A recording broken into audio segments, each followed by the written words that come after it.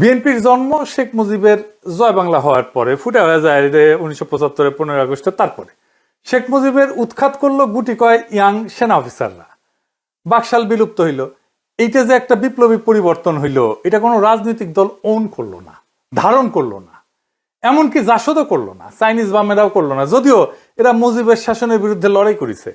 এই রাজনৈতিক শূন্যতা পূরণ করলো এইসব বিএনপি।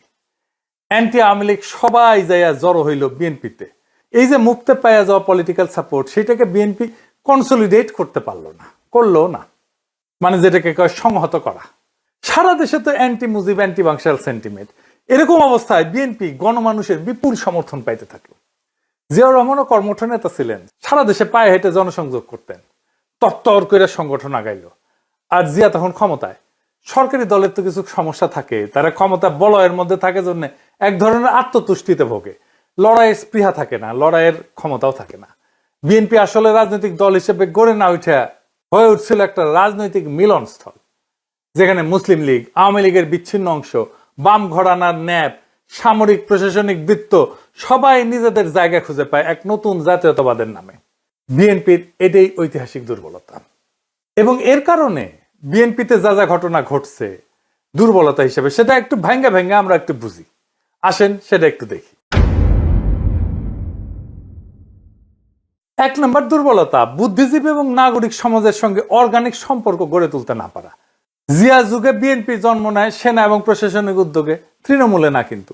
তাই দলের সঙ্গে নাগরিক বা চিন্তাশীল সমাজে সিভিল যে ইন্টেলিজেন্সিয়া, এটার একটা প্রাকৃতিক বিশ্বাসের সম্পর্ক গড়ে ওঠেনি। ফলে নাগরিক সমাজ আওয়ামী লীগ ঘরানার সঙ্গে অনেকাংশেই যুক্ত থাকে, এবং এখন আছে কিন্তু, সেটা দেখে। এবং বিএনপি হয়ে ওঠে পাওয়ারের দল, চিন্তার দল না। অর্থাৎ বিএনপি রাষ্ট্র চালাইতে পারে কিন্তু রাষ্ট্রের ধারণা তৈরি করতে পারে না। এই জন্য দেখেন আওয়ামী লীগ আমলে বিএনপি কোনো ন্যারেটিভ তৈরি করতে পারেনি, অ্যান্টি আওয়ামী লীগ। 2 নম্বর, ইন্টেলেকচুয়াল লিডারশিপের বদলে প্রশাসনিক নেতৃত্বের প্রাধান্য আছে। জিয়া নিজেই সামরিক বাহিনী থেকে আসছে, তার চারপাশে ছিল আমলা, সেনা কর্মকর্তা, মুসলিম লীগ ঘরাগানার রাজনীতিবিদ। ফলে দলটা প্রশাসনিক শৃঙ্খলা এবং বাস্তব নীতির মধ্যে আটকা যায়, তাত্ত্বিক বিতর্ক বা সাংস্কৃতিক রাজনীতি গড়ে ওঠে না। যেমন ধরেন সালাউদ্দিন সাহেব, সে কিন্তু একজন আমলা ছিল, ব্যুরোক্রেট, হ্যাঁ, বিসিএস দেওয়া ব্যুরোক্রেট, পলিটিশিয়ান না কিন্তু। আওয়ামী লীগের এটা ছিল না। তার রবীন্দ্রনাথ, নজরুল ছিল, পশ্চিমবঙ্গের সাথে একটা ঐতিহাসিক সাংস্কৃতিক সম্পর্ক ছিল। বিএনপির ছিল না, এরকম কোনো মৌলিক একটা আখ্যান ছিল না। 3 নম্বর, বাংলাদেশি জাতীয়তাবাদ কিন্তু একটা বিপ্লবী ধারণা ছিল, কিন্তু বাঙালি জাতীয়তাবাদের বিকল্প হিসাবে রাষ্ট্রভিত্তিক একটা জাতীয়তাবাদ ছিল। কিন্তু বিএনপি ধারণাটাকে চিন্তাগতভাবে ব্যাখ্যা এবং ইনস্টিটিউশনালাইজ করতে ব্যর্থ হয়। এর ফলে ধারণাটা হয়ে পড়ে আওয়ামী বিরোধী স্লোগান, কখনো কোনো ইতিবাচক জাতি চেতনার ভিত্তি হিসাবে তৈরি হতে পারেনি। অর্থাৎ বিএনপি জানে সে কি না, কিন্তু জানে না সে কি হইতে চায়। 4 নম্বর, ইসলামী ঘরানার সাথে রাজনৈতিক সমঝোতা কিন্তু সাংস্কৃতিক বিচ্ছিন্নতা। মানে সে সমঝোতা করছে কিন্তু ইসলামিক ঘরানার সাথে তার সাংস্কৃতিক বিচ্ছিন্নতা আছে।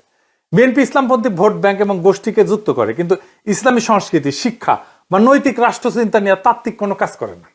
ফলে ইসলামী ভোট ব্যাংক তখনই তার সাথে থাকে যখন সে জামাতের সঙ্গে থাকে, কিন্তু ইসলামী জনসমাজের মন জয় করতে পারে না সে। এর ফলে দলটা মধ্যপন্থী পরিচয়ে আটকায় থাকে, এবং বিএনপি আলারা নিজেদেরকে সেন্ট্রিস্ট বা মধ্যপন্থী বলতে তৃপ্তি পায়। একদিকে সে ধর্ম নিরপেক্ষ নাগরিক সমাজ তাকে ভয় পায়, অন্যদিকে ধর্মীয় সমাজ তাকে অবিশ্বাস করে। এই দুয়ের মাঝখানে সে ঝোলে। 5 নম্বর, বুদ্ধিজীবী উৎপাদনে ব্যর্থতা। আওয়ামী লীগ সরকারে না থাকলেও বিশ্ববিদ্যালয়, সাংবাদিকতা, এনজিও সেক্টরে তার সাংস্কৃতিক প্রভাব কিন্তু বজায় রাখে।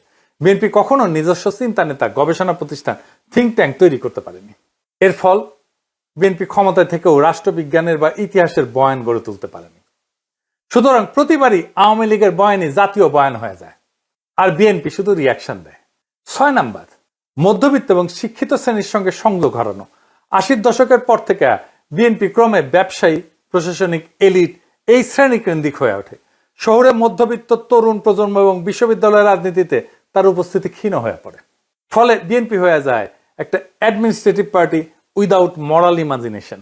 তার ভেতরের যে নৈতিক কল্পনা, এটা থাকতে হয় একটা রাজনৈতিক দলের ভিতরে, সেটা নাই হয়ে যায়। বিএনপি রাষ্ট্র ক্ষমতা দখলে সফল হইলেও রাষ্ট্রের নৈতিক, সাংস্কৃতিক, বুদ্ধিবৃত্তিক বয়ান নির্মাণে একটা ব্যর্থ দল। এটা এমন একটা রাজনৈতিক সংগঠন যার ইডিওলজিক্যাল সফটওয়্যার সবসময় দাঁড় করা, কখনো সামরিক শৃঙ্খলা থেকে, কখনো ইসলামপন্থীদের থেকে, বা কখনো আওয়ামী বিরোধীদের থেকে, বা কখনো আওয়ামী লীগ থেকেই।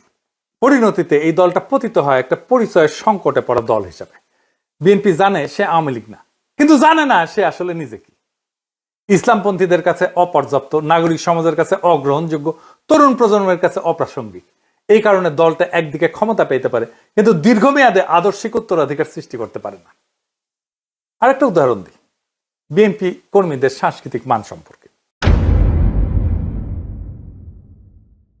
এই ছেলেরা বিএনপির সালাউদ্দিন সাহেবের ব্যাক বয়, মানে ব্যাকটন, হ্যাঁ, তার লেখা দেখেন, দেখেছেন? এডিটর সাহেব এটা আন্ডারলাইন করে দেখায় দেন, প্রচন্ড রকমের হিন্দু বিদ্বেষী। এইটা কেন হয়? এবং বিএনপি তৃণমূলের অনেক কর্মী কিন্তু এইরকম একই চিন্তা চেতনার। কেন হয়? এর কারণ ধর্মীয় স্তরে ইসলামকে নৈতিক এবং জ্ঞানমূলক পদ হিসেবে বিবেচনা না করে রাজনৈতিক পতাকায় পরিণত করছে, এবং সাংস্কৃতিক স্তরে ইসলামী সভ্যতার মানবিক শিল্প সৌন্দর্যিক ঐতিহ্য থেকে বিচ্ছিন্নতা। আর রাজনৈতিক স্তরে প্রতিপক্ষকে সে শত্রু বানায়, আনুগত্য সংহত করার কৌশল নেয়। বিএনপির সাংস্কৃতিক এবং নৈতিক দুর্বলতা সবচেয়ে গভীর রূপ হইল এই যে তারা ইসলামকে চেতনা হিসেবে না দেখে অস্ত্র হিসেবে ব্যবহার করে। ফলে ইসলাম তাদের কাছে হয়ে ওঠে রাষ্ট্রের বৈধতার প্রতীক, কিন্তু হারাইছে তার সভ্যতাগত, মানবতাবাদ, সহিষ্ণুতা, আত্মসমালোচনার ক্ষমতা। ফলে বিএনপি কর্মীর চোখে অমুসলিম প্রতিপক্ষ আর মানুষ না, সে কেবল একটা আদার, অপরতা, যাকে ঘৃণা করা যায়, কারণ দলীয় মতবাদ তাকে নৈতিকভাবে সেটা শিখায়। তো এইটা বিএনপির ফুটসলদের অবস্থা দেখাইলাম। বিএনপির এলিটদের বিশ্লেষণ আরেকদিন দেখাবো। ওই জামাইকোটার বুদ্ধিজীবী আছে না, ওটাও দেখাবো আর কি। তো এবার আসেন, এই যে খালেদা জিয়ার সময় যে বিএনপি উঠে দাঁড়াইলো এরশাদ বিরোধী আন্দোলন টাইমে 90 দশকে, কেন দাঁড়াইলো? সানাউল হক নিরু আর ওনার ভাই মাহবুবুল হক বাবলুর উপরে ভর কইরা, এইটা স্বীকার করতে হবে। বিএনপির বুড়ানেতারা এরশাদের সাথে সিস্টেম করে ফেলেছিল। এই দুইজন খালেদা জিয়ার পাশে এসে দাঁড়ায়, সারা দেশে এক নবজাগরণ শুরু হয় ছাত্র দলের হাত ধরিয়া। এইভাবেই নবজন্ম নেয় বিএনপি। জিয়াউর রহমানের বিএনপি দারুণ জনপ্রিয় দল ছিল, কিন্তু ক্ষমতায় থাইকা এত দুর্বল হয়ে পড়ছিল যে এরশাদের কুশে ঠেকাইতে পারে নাই। সেই বিএনপি আবারও তারুণ্যের শক্তি হারায় ফেলছে। বিশ্ববিদ্যালয়গুলোতে সে আর জিততে পারতেছে না, এমনকি থার্ড পজিশন পাইতেছে, সেকেন্ডও হইতে পারে না। এটাই হইতেছে বিএনপির আর একবার পরাজয়। এবার আসেন দেখি আওয়ামী লীগ কেন দীর্ঘ সময় শাসন করতে পারছিল, হাসিনার কোন ট্রিক কাজ করছে যেটা কখনোই বিএনপি পারবে না। আপনি দেখেন আওয়ামী লীগ যখন এরশাদ বিরোধী আন্দোলন করতেছিল সেই সময়টা যদি পর্যালোচনা করি আমরা, তাহলে দেখবো লীগ প্রথমে করলো 15 দল, মনে আছে না? এই 15 দল কি? এই 15 দল হলো বাকশালের দল প্লাস মুজিবের আমলের বিরোধী দলগুলা, মানে 1971-এর পুনর্নির্মাণ করলো সে 15 দল করে। সে ফিরে গেল সেই সময় যখন সবাই আওয়ামী লীগ নেতৃত্বে আস্থা রেখা মুক্তিযুদ্ধের লড়াই করতেছে। মুজিব আমলে যারা মুজিবের বিরোধিতা করছে তাদেরকেও হাসিনা তার মিত্র বানাইতে পারছে। হাসিনার এইটা ছিল একটা মাস্টার স্ট্রোক। মুজিব যাদের পোষ মানাইতে পারে না, হাসিনা তাদের পোষ মানাইছে। হাসিনার সরকার ছিল আওয়ামী লীগ প্লাস মুজিবের বিরোধিতাকারীদের সরকার। হাসানুল হক ইনু, দিলীপ বড়ুয়া, রাশেদ খান মেনন সরকারে ছিল। সে হেফাজতের একাংশে নিজের ফোল্ডে নিয়ে ফেলছে, কমই জননী উপাধি পাইছে। সে নিজে যার বিরোধিতা করছে সেই এরশাদের দলকেও সে সাথে দিছে। সে সোসাইটিতে থাকা যত আওয়ামী বিরোধিতা ছিল তার বেশিরভাগ বিরোধিতাই নিজের ভিতরে নিয়ে নিউট্রালাইজ করার চেষ্টা করছে, এবং সাকসেসফুলি সেটা পারছে। তাই মুজিব 4 বছর টিকলেও সে 4 গুণ সময় টিকছে, 16 বছর টিকছে প্রায়। সে তার ঐতিহাসিক বয়ান মুক্তিযুদ্ধের চেতনার উপরে দাঁড়ায় শাসনের বৈধতা চাইছে। যারা তার সরকারে ছিল না কিন্তু এক সময়ের মিত্র ছিল তাদেরকে সে কিছুই বলে নাই। সিপি বাসদের কথা ধরেন, একটা নেতাকর্মী একদিনের জন্য জেলে যায় নাই, দেশ ছাড়া হয় নাই, একটা ফুলের টোপাও তাদের গায়ে দেয় নাই হাসিনা। আর কি করছে? যে কয়টা বিরোধী রাজনৈতিক দল ছিল তাদের রাজনৈতিক সংগ্রাম করার ক্ষমতাকে নিশ্চিহ্ন করে দিছিল। ছাত্ররা নেতৃত্ব দিতে পারছিল জন্যই হাসিনা উৎখাতের লড়াই সার্থক হইতে পারছে। যাই হোক, এখন বিএনপি কি করছে সেটা একটু দেখি। প্রথমে সে তার মিত্রদের দূরে ঠেলে দিছে।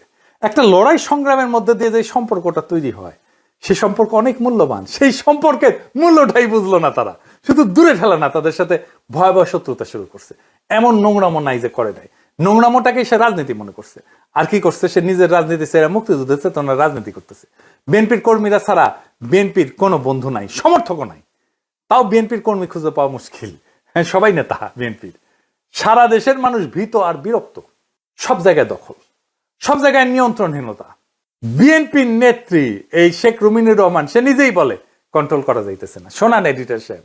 নানান জায়গা থেকে কিন্তু বিএনপি নেতা কর্মীদের বিরুদ্ধে প্রচুর কমপ্লেন আসছে, আমার কাছেই সকাল বিকাল কমপ্লেন আসছে। বিএনপি নেতা কর্মীদেরকে মাঠ পর্যায়ে কন্ট্রোল করা যাচ্ছে না, চাঁদাবাজির সঙ্গে যুক্ত, জমি দখলের সঙ্গে যুক্ত, টেন্ডারবাজির সঙ্গে যুক্ত।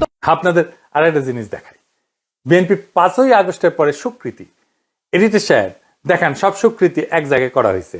খুন দেখান এডিটর সাহেব, দেখেছেন 166-র বেশি খুন নিজের দলীয় কোন দলে, ধর্ষণ 67-র বেশি, প্রত্যেকটা রেফারেন্স আছে, নিউজ আছে। আপনারা এডিটর সাহেব ওয়েবসাইটের অ্যাড্রেসটা একটু লিখে দেন। 140-এর বেশি চাঁদাবাজি, হামলা, সংঘর্ষ, লুটপাট, দখল, ইসলাম বিদ্বেষ, হিন্দু বিদ্বেষটা ঢুকাবেন এর পরে আশা করি, চুরি, ডাকাতি, শিক্ষাঙ্গনে সন্ত্রাস, টেন্ডারবাজি, মিথ্যাচার। দেখেছেন এই দল ক্ষমতায় আসবে, এটা আবার চিন্তা করে। অবশ্য কুজারোচিত হয়ে শোয়ার শখ হয়, ইচ্ছা হয়। এখন দেখেন আর্মির কাছে ধরা খায় কি কইতেছে বিএনপির কর্মী, শোনেন। চাঁদাবাজি করো? জি স্যার, চাঁদাবাজি করি। স্যার ডিলারের নাম আব্দুল রাজ্জাক, সে আমাদের নেতৃত্বে বিএনপির একজন নেতা। সে হচ্ছে মানে আমাদের আমরা কিনে আনছো। এই পর্যন্ত কয়টা ভ্যান ডাকাতি করছো? স্যার এই পর্যন্ত আমরা 12টা ভ্যান ডাকাতি করছি। আর অটো কয়টা করছো? স্যার অটো আমরা 15টা করছি। মোটর সাইকেল কয়টা করছো? স্যার মোটর সাইকেল 10টা করছি। 10টা মোটর সাইকেল করছো? এই মোটর সাইকেল সেল দেবো কোথায়? স্যার এগুলো সব রাজশাহীতে চলে যায়। এই কার মাধ্যমে নাও? স্যার এটা হচ্ছে আমাদের ডিলার আছে, ডিলারের মাধ্যমে। ডিলারের নাম কি? স্যার ডিলারের নাম আব্দুল রাজ্জাক, সে আমাদের নেতৃত্বে বিএনপির একজন নেতা। সে হচ্ছে সবকিছু মানে আমাদেরকে হ্যান্ডেল করছে। তো বিএনপি কি করতে পারত? অনেকভাবেই সে তার আগামীর ক্ষমতাকে সংহত করতে পারত। প্রথমত সে তার জোটকে পুনরুজ্জীবিত করতে পারত, যে জোট ছিল জামাত ইসলাম আর ইসলামী দলগুলো মিলে। তাহলে বাংলাদেশের পলিটিক্যাল ল্যান্ডস্কেপ তাদের নিয়ন্ত্রণে থাকতো। দীর্ঘ লড়াই সংগ্রামের মধ্যে দিয়ে যারা বিএনপির পাশে দাঁড়ায় লড়াই করছে, তাদের নিজেদের ফোল্ডে নিয়ে আসতে পারতো। যারা রাজনীতি করে না তাদেরকে, ধরেন 31 দফা রচনায় তারা ওয়ার্কশপ করে দলের বাইরের লোকদের ইনভলভ করতে পারতো, একটা কনসালটেন্সি নিতে পারতো, একটা ডায়ালগ করতে পারতো। ছাত্র সংসদ নির্বাচনে যেহেতু তারা জিততে পারবে না, এই অ্যানালাইসিসটা থাকলে সে ছাত্র দলের নামে প্যানেল না দিয়ে 24-এর বৈষম্য বিরোধী আন্দোলনে যারা ফ্রন্টলাইনার ছিল তাদের দিয়ে প্যানেল করে সাপোর্ট দিত। যেমন রাকসুতে আম্মারদেরকে সাপোর্ট দিতে পারতো, কোথাও তারা শিবিরকেও সাপোর্ট দিতে পারতো, তাতে পরাজয়ের গ্লানিটা নিতে হইতো না। প্র্যাকটিক্যাল কারণেও বিএনপি দেশ চালাইতে পারবে না, ক্ষমতায় আসলেও। দেশ চালাইতে হইলে 1 পয়সার দুর্নীতি করা যাবে না, বাংলাদেশের ইকোনমি সেই চাপ নিতে পারবে না। বিএনপি দুর্নীতি না কইরা থাকতে পারবে না। টেম্পু স্ট্যান্ডার্ড, চাঁদাবাজি, দখলই তো সামলাইতে পারতেছে না। রাষ্ট্র হয়তো বলে দুর্নীতি থামাইবে কিভাবে? এইটা সে ওই যে রুমিন পারানা কইছিল না, শেখ রুমিনুর রহমান কইছিল না যে কন্ট্রোল করা যাচ্ছে না, এটা একটু শোনান না। নানান জায়গা থেকে কিন্তু বিএনপি নেতা কর্মীদের বিরুদ্ধে প্রচুর কমপ্লেন আসছে, আমার কাছেই সকাল বিকাল কমপ্লেন আসছে। বিএনপি নেতা কর্মীদেরকে মাঠ পর্যায়ে কন্ট্রোল করা যাচ্ছে না, চাঁদাবাজির সঙ্গে যুক্ত, জমি দখলের সঙ্গে যুক্ত, টেন্ডারবাজির সঙ্গে যুক্ত। তো দেখেছেন কেমনে থামাবে? এই দল কেমনে রাষ্ট্র ক্ষমতায় গেলে দেশ চালাইতে পারবে না। এই জন্যেই বিএনপি আর উঠে দাঁড়াইতে পারবে না। এইবার হারলে শেষ। এই দলের সাধারণ সম্পাদকের বনজামাই 111 করে খালেদা জিয়ারে মাইনাস করে বিএনপি কর্মীদের দৌড়ে নিখাইছিল, দেখেছেন? হ্যাঁ, জেনারেল মাহবুব। আর মেয়ে জামাই জনগণকে বোকাচোদা বলে, সে দৌড়ানি খাওয়ার লাইনে আছে। ইলেকশনের রেজাল্টের পরে যখন বিএনপি বিরোধী দলের সিটে বসবে, হাজার হাজার কোটি টাকা খরচা করে নমিনেশন কেনা পাবলিক গুলা পাছা থাপড়াইবে আর পারবে গায়েল। তো গায়েল পাড়ার জন্য তার কাউরে খুঁজবে। তখন জামাই কোটার বিএনপির বুদ্ধিজীবীদের পাইলে তারে কি কইবে? না, বিএনপির জামাই কোটার বুদ্ধিজীবীরা আমি এখনো পোস্টমর্টেমে ধরি নাই, ধরবো, টাইম আসুক, একেবারে মান্দার কাছে তুলবো। ও জিন্দেগি তো ওই মান্দার কাছে উঠে নেই, নাম্বার পারবে না। আমি কইতেছি বিএনপি কর্মীরা কি কইবে? কইবে, আহো ভাতিজা আহো।